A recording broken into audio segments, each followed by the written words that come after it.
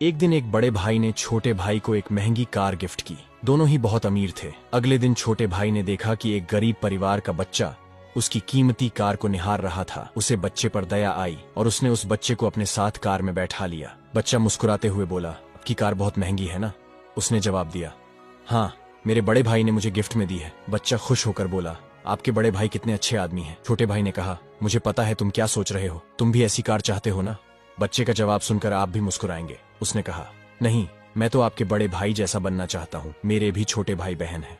निष्कर्ष, अपनी सोच को हमेशा ऊंचा रखें, दूसरों की अपेक्षाओं से भी कहीं ज्यादा ऊंचा। गाइज, इसी बात पर इस रील को शेयर करना मत भूलना और फॉलो जरूर कर लेना।